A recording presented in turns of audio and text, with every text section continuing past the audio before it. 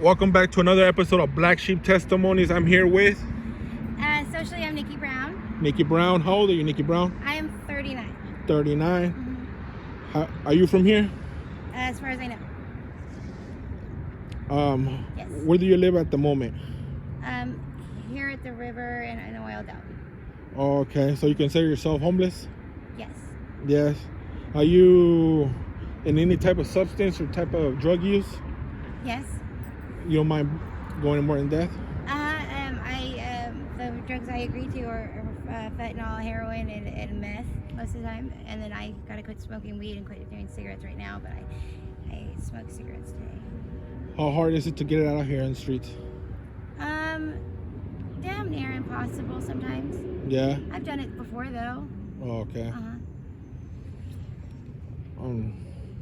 Have you been arrested? Yes, I've been arrested. Being out here in the streets? I've been to prison more than once. Oh, okay. And what do you do for money out here?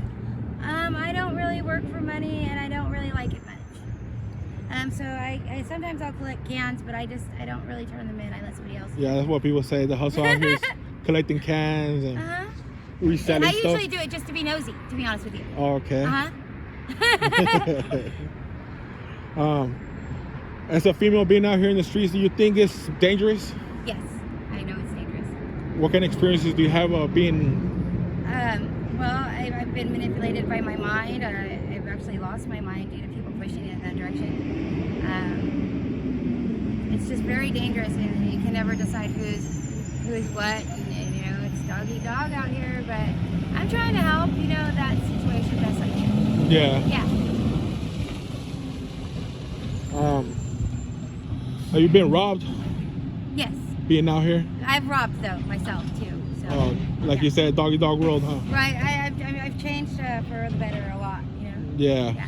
But I usually just used to do it as commercial because I figured that they were trying to freaking screw their audits anyways, most of the time, and they just wanted to steal the stuff themselves. Yeah. A lot of the time, not everybody, but. Yeah. Yeah. You got family living out here? I have family living out here, but there's a lot of them that I don't agree with. And then you know your situation? Do I know my situation? No. I usually don't. But does your family know? Oh, yes, they do. They have a lot of money, and they're aware of what I go through, yes.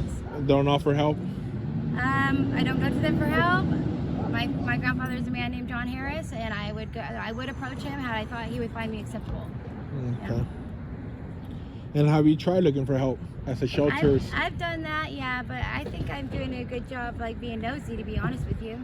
Being out here? Well, yeah, because I see some things that people aren't opposed to a lot of the time. Yeah. And I wish that I could say something about a lot of it, but it won't come out right when I try.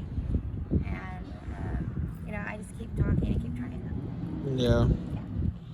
And at this moment, how do you feel about your life personally? I like myself. I love myself, as a matter of fact. I like what I do and how I am.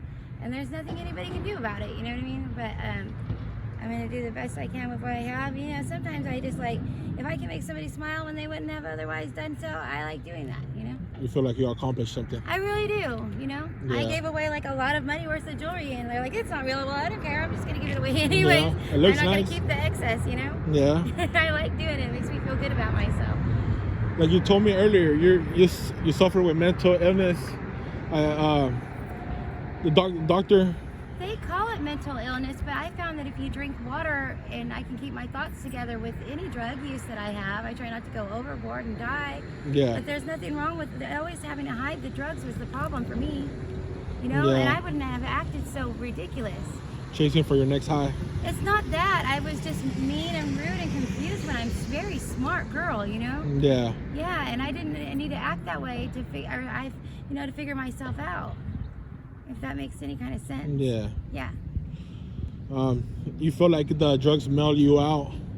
I put myself through a lot, and I've been through a lot which was, when I was a child, that it's not nobody, I'm not trying to make nobody wrong about it, but then that is my coping skill. Yeah. If you will.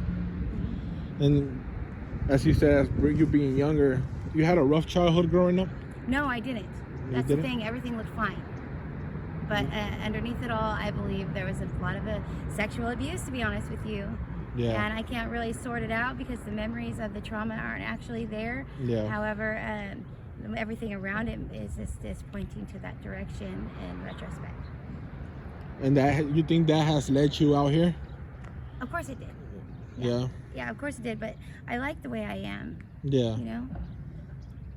And what message do you have for the public watching this, or what kind of advice do you have as the struggles being out here? Fuck your forts and fuck your fences, honestly. No, I don't mean to say that, but like, you know, like, I don't, stop caging. I can speak and communicate and translate for a lot of the animals or the trees and stuff like that, and I think that, you know, there's people that can do it, and if you have a gift, then you should use it to the best of its ability and your ability that God gave you. Yeah.